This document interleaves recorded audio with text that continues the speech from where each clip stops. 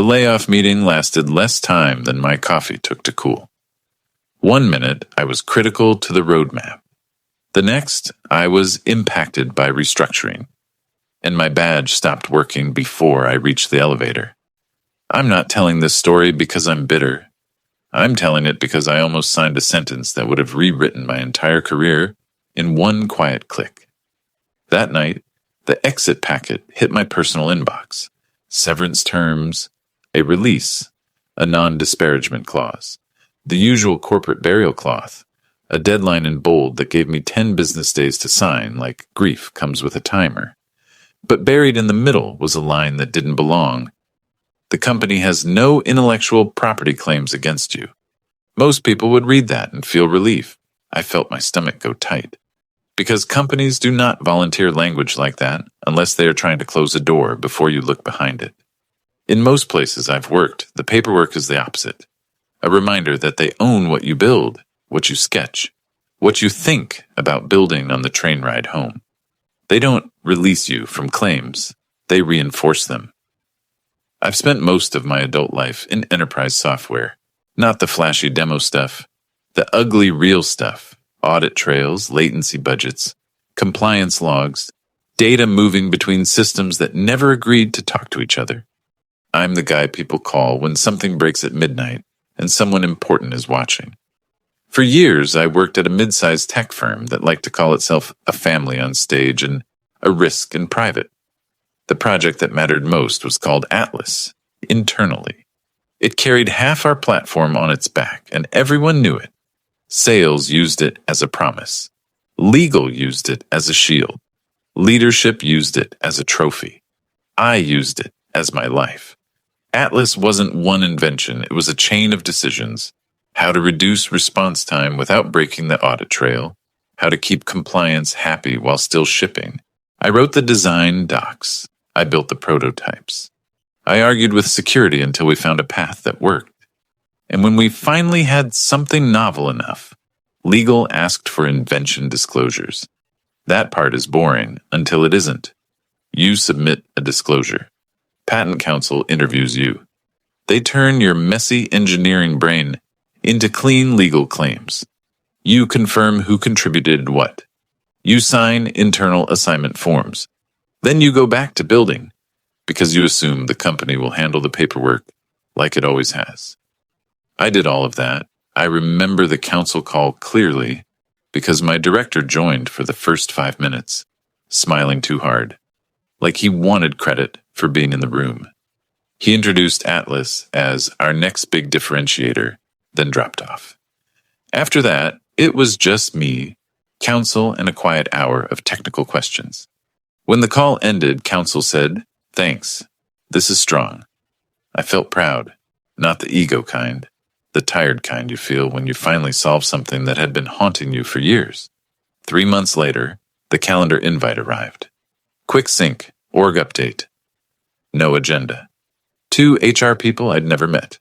My director's camera angled too high, like he couldn't stand looking straight at me. He kept glancing off screen like someone was feeding him lines. He said the words everyone says when they don't want to be responsible for their own decision. Realignment. Difficult choices. Nothing to do with performance. I asked one question. Calm. Direct. Is my role eliminated or am I being replaced? He blinked once and said, "Eliminated. Replaced is emotional. Eliminated is legal."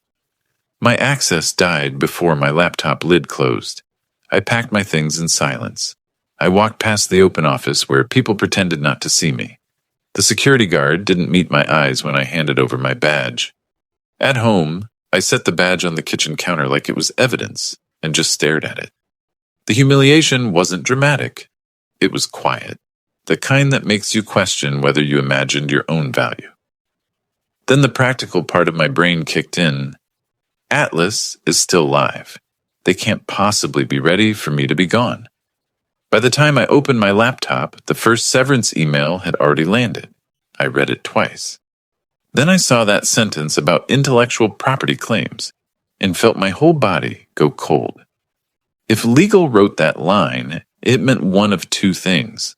Either they were being unusually generous, Or they were trying to make sure I couldn't claim anything later, while also doing something with my work that would look ugly if I noticed. I didn't call anyone. I didn't vent. I didn't post.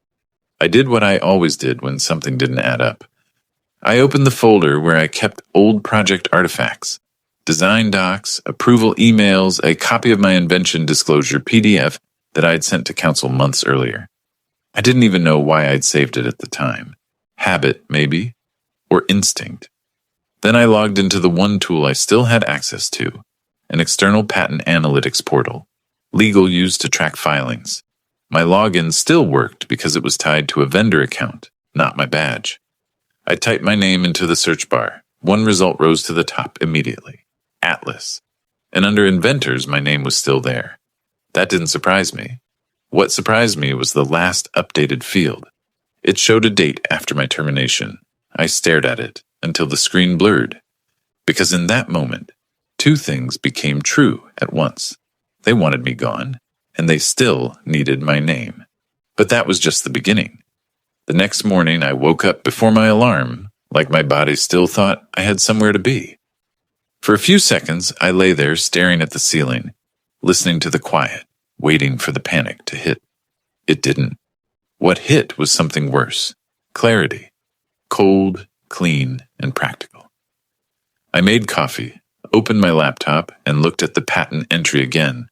Same listing, same last updated date, still after my termination, still wrong in a way that felt intentional. I didn't want to believe that. Not because I thought corporations were noble, because I'd lived inside one long enough to know most damage is caused by laziness, not malice. But this wasn't lazy. This was someone touching a legal record after I'd been cut off. So I did the first reasonable thing. I called HR. I kept my voice calm. I didn't accuse anyone. I didn't even mention the word patent at first, because I wanted to see how they reacted before they had time to build a script. I'm reviewing the separation agreement, I said. I have a question about the intellectual property language. There was a pause, the kind where someone is deciding whether to sound human or compliant. It's standard, the representative said. It isn't, I replied. Standard is the company reaffirming ownership. This says the company has no claims against me. Another pause, a keyboard click, paper shuffling, like she was searching for the safest answer rather than the correct one. If you have concerns, she said, you can direct them to legal, but your severance is contingent on signing by the deadline. There it was. Pressure first, answers later, if ever. My irritation didn't come as anger, it came as a quiet sense of being handled. Like I was a loose thread they wanted trimmed before it caught on something expensive. So I emailed. Legal, I copied HR, and I wrote it the way you write when you want to look reasonable in front of strangers later. Short, polite, specific. I'm reviewing the separation agreement. Please confirm whether the company is waiving any claim to inventions or filings associated with my employment, including Atlas. Then I waited. No reply that day. Instead, I got a reminder from HR about the signing deadline, with a smiley, let us know if you have questions, like they hadn't just refused to answer one. That's when I realized something I should have understood years earlier. The exit packet wasn't a document. It was a trap with a timer. That afternoon, I went through my old work files like I was doing a postmortem. Every inventor email, every council calendar invite, every PDF attachment I'd ever saved, just in case. I found the invention disclosure in my sent mail, the exact version I had submitted. It had the list of inventors and a short explanation of contribution. Then I found something else, a follow-up email from Patent Counsel months later, asking me to clarify one technical point. In that thread, she'd repeated the inventor list back to me for confirmation. I replied at the time, yes, that list is correct, which meant there was a dated, written record of who was supposed to be credited. I opened the vendor portal again and pulled the current inventor list. It still had my name, but the order was different, and two new names appeared below mine, people who had never once been on a patent call with me, never written a line of the core design, and only joined Atlas late in the game when leadership started showing it off. That could happen legitimately in some cases. Sometimes people contribute later. Sometimes council adds names because a manager insists. Sometimes it's a mistake. But then I checked the last updated date again, after my termination, and now it didn't feel like a mistake. It felt like a decision. I went back to legal's email. Still nothing. So I did what I always did when someone tried to rewrite history. I found the policy. Most companies have an inventor award program. They dress it up as recognition, but it's really retention. Small cash awards when patents file or issue. A little ceremony. A little, look at us, we innovate. I found ours in an old PDF I'd saved. The relevant line was simple. Eligibility depended on when the invention was disclosed and assigned, while employed, not whether you were still employed when the patent issued. Meaning, if Atlas patents started issuing, the company would owe me an inventor award.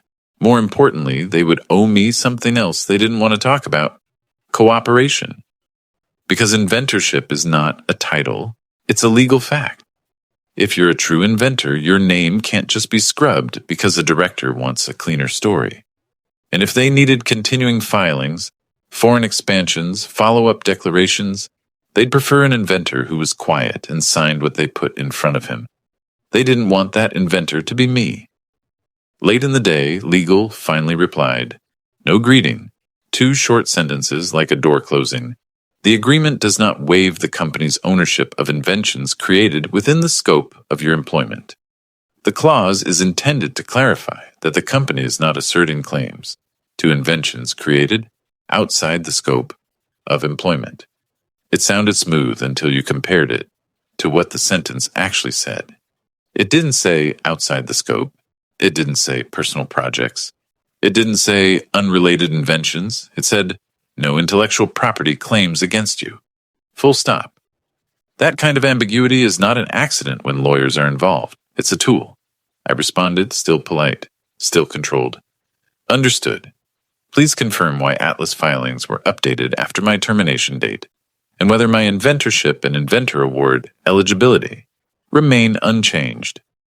No response. Instead, my director texted me from his personal number, first time in years. "Hey, can you hop on a quick call with legal just to clear up some paperwork?" Just paperwork, like my name on a patent was a typo. I stared at the message for a long time before I replied, because in that moment I could feel the fork in the road. One path was me being cooperative, signing quickly, taking the money, hoping it stayed quiet. The other path was me doing what I was trained to do, treating this like a system problem. Find the inconsistency, follow the logs, identify who touched what and why. I chose the second path because something in me finally snapped into place. I didn't answer his text. Instead, I opened the invention disclosure PDF I'd sent months earlier, and I compared it line by line to the version stored in the internal system that I'd downloaded before my access died. They looked the same at first glance, until I reached the inventor section. The internal version had been edited, not rewritten, just adjusted, in the kind of subtle way people use when they think no one will check. And I realized 2 things at once. Someone inside the company had altered an inventorship record after submission, and they were counting on me to sign an exit packet that would keep me quiet before I noticed. That night, I stopped being confused. I got methodical. Because if they were touching patent records after my termination, this wasn't just unfair. It was dangerous. And I didn't know it yet. But the next decision I made would cost them everything. I didn't sleep much after that. Not because I was panicking about money. Severance was nice, but I'd lived long enough to know the real cost of a bad signature isn't the paycheck you lose. It's the years you spend explaining why you signed something you didn't understand. By the next morning, my director had sent 2 more texts. Same tone. Friendly. Casual. Like he was asking me to hop on a call to close out my laptop return, not to tidy up a legal record. I didn't respond. Instead, I did the thing I always do when a system starts lying. I took it out of the hands of the people who benefited from the lie. I booked a consultation with a patent attorney, not the flashy kind with billboards, a quiet one. Former in-house counsel, now private practice. The kind of lawyer who doesn't sell hope, he sells outcomes. When we got on the call, he didn't ask me how I felt. He asked for dates, documents, and exact wording. So I told him everything. The termination meeting, the exit packet line about no intellectual property claims, the patent portal update after my termination, the inventor list changing, the director's sudden desire to clear up paperwork, the silence from legal whenever I asked why records were touched after I was cut off. He listened without interrupting, then he asked one question that made my stomach drop again. Because it was the kind of question only a professional thinks to ask. "Did you ever sign a confirmatory assignment for Atlas?" he said. "Separate from your employment agreement?" I had to think. Then I remembered. A form. A standard internal document routed through counsel. I'd signed it electronically after the invention disclosure interview. At the time, it felt like routine. Another checkbox, another corporate ritual. "Yes," I said. "Good," he replied. "That means they likely own what they should own, which makes their behavior interesting." He explained it in plain English. Ownership and inventorship aren't the same thing. The company can own the patent rights through assignments and employment agreements. That's standard. It's what I expected. But inventorship is a legal fact tied to contribution. You don't get to edit it like an org chart. If someone removes a true inventor or adds someone who didn't contribute, it can create a serious problem later. Not always dramatic, not always immediate, but serious enough that companies avoid it unless someone inside thinks they can get away with it. Then he asked, "Are they trying to remove you?" "I don't know," I said. "My name is still there." "But they added people.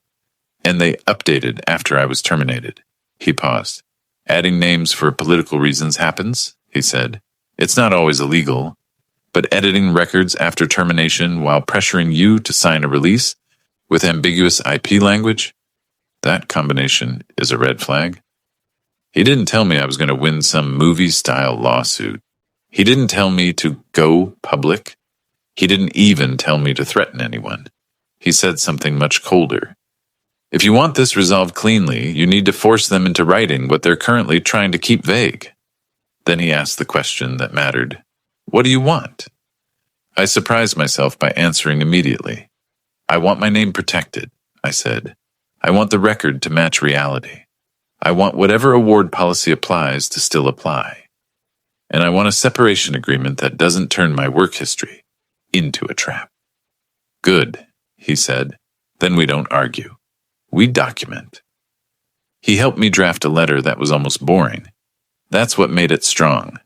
No accusations, no emotional language, just requests that any honest company could satisfy.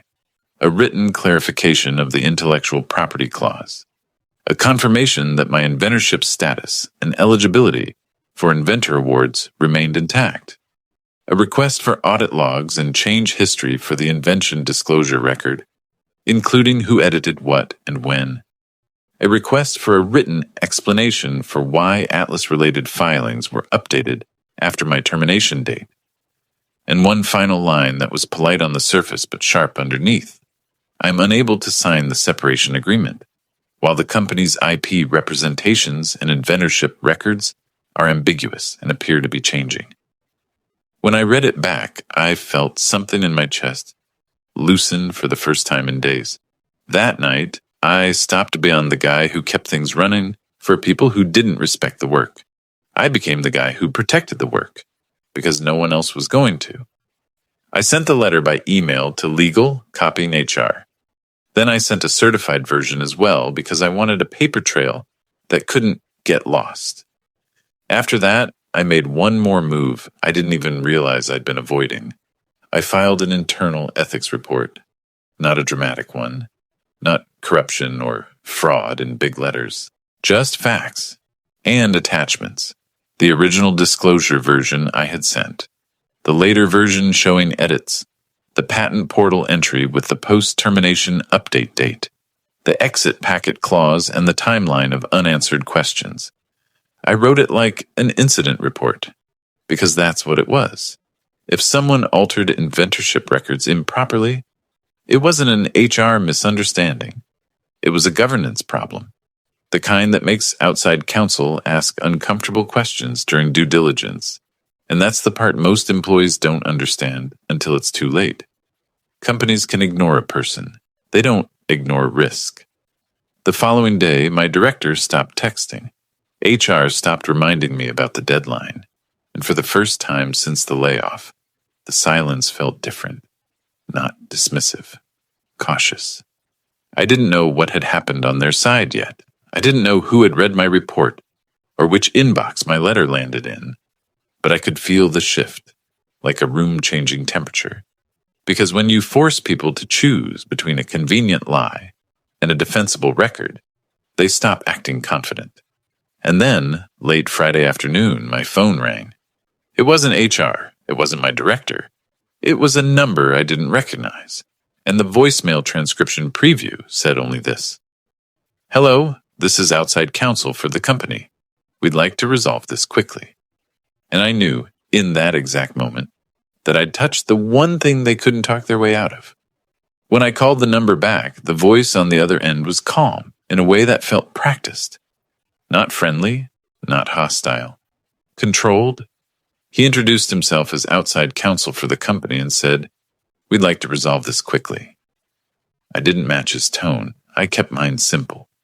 "I agree," I said, "as long as it's resolved correctly." He tried to frame it like a misunderstanding. The clause in the separation agreement was standard. The updates were administrative. The company was committed to fairness. I let him finish. Then I asked the question he wasn't expecting me to ask first. Why was the inventorship record touched after my termination date? There was a pause. Not long, but long enough. He didn't answer. He pivoted. "We're still reviewing internal records," he said. "Good," I replied, "because I have the original disclosure version I submitted, and I have the edited version. I also have email confirmation of the inventor list from counsel, months before the edit." That changed the air in the call. You can hear it when someone stops talking to an employee and starts talking to a potential problem. He asked what I wanted. I told him in bullet points, not speeches. Written clarification of the IP clause. Written confirmation that my inventorship and inventor award eligibility remained intact. A copy of the disclosure audit logs and any change history. A written explanation for the post-termination update. An amended separation agreement, and an extension of the signing deadline because they had created the delay, and reimbursement for the legal consultation I'd had to pay for because they wouldn't answer simple questions. He was quiet for a moment, then said, "Those requests are extensive." "They're specific," I said. "Extensive would be me guessing what you're hiding." He tried a different angle. "If you delay signing," he said carefully, "you may jeopardize your severance." I didn't raise my voice. I didn't threaten. I just pointed at reality. "If your filings require inventor cooperation," I said, "you may jeopardize something larger than severance." Another pause. Then he asked me to join a call with in-house legal the next day. I agreed, because saying no would only give them a reason to claim I was uncooperative. I wanted them on record. When the call happened, there were more voices than names. In-house counsel, HR, someone from employee relations, outside counsel again. My director was not on the line, which told me he'd either been ordered to stay away or he was suddenly less confident. They repeated the same script with better formatting. The clause was misinterpreted. The update was routine. The inventor list was under review. I let them talk. Then I did something I'd learned to do in engineering meetings when someone tried to bury a decision in noise. I asked for the smallest concrete thing. "Who made the edit?" I said.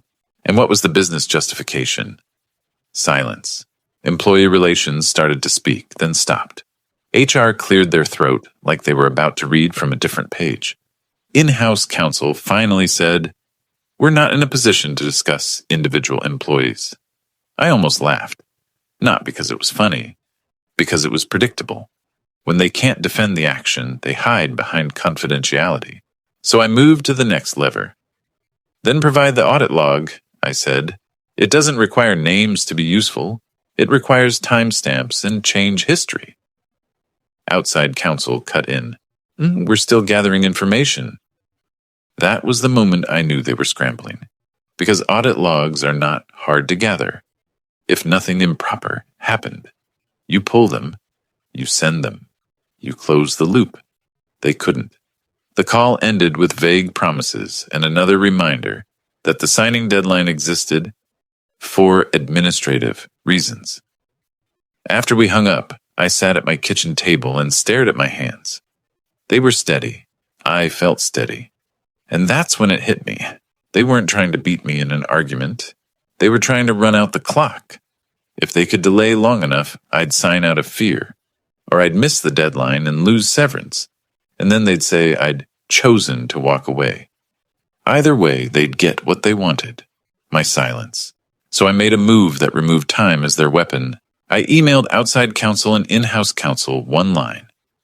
"Given the unresolved inventorship record and the ambiguous IP clause, I am formally requesting a tolling of the signing deadline until the company provides the disclosure audit log and written clarification." Tolling. A simple word that changes the entire game. It meant you don't get to use a deadline you created while you withhold information you control. They didn't respond that day. But late that evening, outside counsel called again. His voice was tighter. "There is a transaction," he said carefully, "and due diligence has asked questions about inventorship history and assignment completeness." He didn't say merger. He didn't say acquisition. He didn't say partnership. He didn't have to. Atlas was the flagship. If someone was buying something, Atlas was part of the pitch. And if due diligence had started asking about inventorship, it meant my report had surfaced, or my letter had forced a review. I kept my voice neutral. "That makes sense," I said, "because inventorship inaccuracies create risk." He didn't disagree. He couldn't. Then he tried to offer me money to make the problem go away. "We can offer additional consideration," he said, "if you sign immediately." I felt the old instinct rise, the part of me that wanted to end the stress. Take the check. Move on. But then I pictured the patent register, the edit, the quiet attempt to reshape reality, and I realized something that almost scared me with how clear it was. If I signed now, I'd be trading short-term comfort for long-term vulnerability. So I said the only answer that kept me safe. "I don't sign while facts are in dispute," I said. There was a silence that wasn't negotiation silence. It was the silence of someone calculating. Then I added one more sentence, not as a threat, but as a boundary. "I'm not asking you to pay me for something you already own. I'm asking you to stop altering records you'll have to defend later." He ended the call shortly after that. The next morning, something happened I didn't expect. A former coworker texted me from a burner number, the kind people use when they don't want their name in a screenshot. "Are you okay?" he wrote. "Your director's out. Compliance is interviewing people." I read it twice. Then I sat back in my chair, staring at the wall, letting the meanings settle. Because up until that moment, everything had been theoretical. Documents, emails, clauses. Now it had consequences. The chaos I'd been feeling on my side was finally happening on theirs. And the micro-catharsis hit hard. They weren't untouchable. They were just counting on me to be quiet. But they'd pushed too far, touched the wrong record, and now the company itself was trying to protect itself from what one manager had tried to do. And I didn't know it yet, but the next call would be the one where they stopped pretending it was paperwork and started bargaining like their deal depended on it. On Monday morning, I got an email from in-house counsel with a subject line so bland, it was almost insulting. Next steps. No apology, no explanation. Just a calendar invite for that afternoon, and a note that relevant stakeholders would be present. When I joined the call, I knew immediately it wasn't the same game anymore. HR was there, but quiet. Outside counsel was there, but careful. In-house counsel sounded measured, like someone had finally told them in plain numbers what a contested inventorship record could do to a transaction timeline. They didn't open with pressure. They opened with process. We've conducted an internal review, in-house counsel said. There were changes made to the invention disclosure record that should not have occurred in the manner they did. They didn't say fraud. They didn't say misconduct. Corporations hate sharp nouns. They prefer soft verbs. But that sentence was the closest thing to an admission I was going to get. Outside counsel followed with something even more telling. To avoid any disruption, we want to ensure the inventorship record accurately reflects contribution and that your separation agreement is unambiguous. Avoid disruption. Not do the right thing. Avoid disruption. I took a breath and kept my voice flat. Then I need 3 things, I said, in writing. No speeches, no emotions, just terms. First, the separation agreement had to be amended so the IP clause could not be interpreted as me waiving any right to challenge inventorship accuracy, now or in the future. Second, written confirmation that my eligibility under the Inventor Award program remained intact for Atlas-related filings disclosed and assigned during my employment. Third, confirmation that any corrections to the inventorship record would be documented and that I would receive a copy of the change history. Timestamps, not personal names. So there would be no more quiet, administrative edits. There was a pause while they conferred off mic.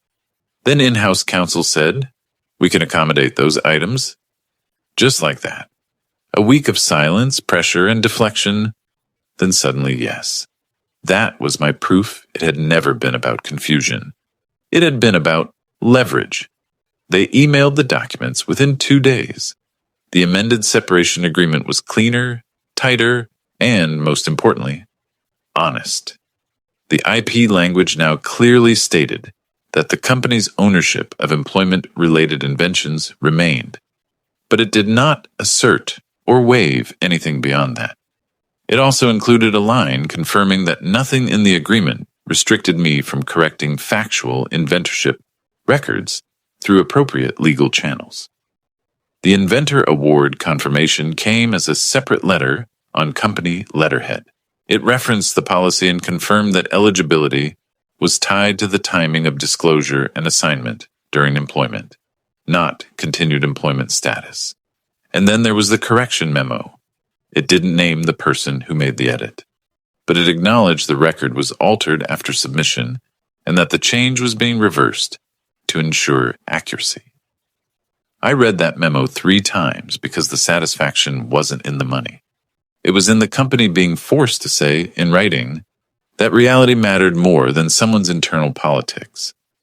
On Friday, I signed, because now the agreement didn't trap me, and the record couldn't be quietly rewritten without creating another paper trail. The next week, I got a short email from Patent Counsel. Please confirm that the inventor list attached reflects your contribution. Attached was the list, as it should have been from the start. The late added names were gone. The ordering made sense again. The claims aligned with the actual work. I replied, confirmed. And that was it. No fanfare, no apology from my director. No HR, we value you message. Just corrections, signatures, and silence. A month later, Atlas's first patent issued. My name was on it. Not as a favor, not as a gesture, as a fact. A few weeks after that, the Inventor Award hit my account. It landed quietly, like any other payroll deposit, except I wasn't on payroll anymore. The company didn't celebrate it. They didn't announce it.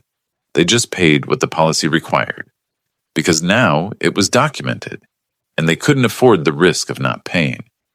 I never got an official explanation of what happened to my director, but I didn't need one.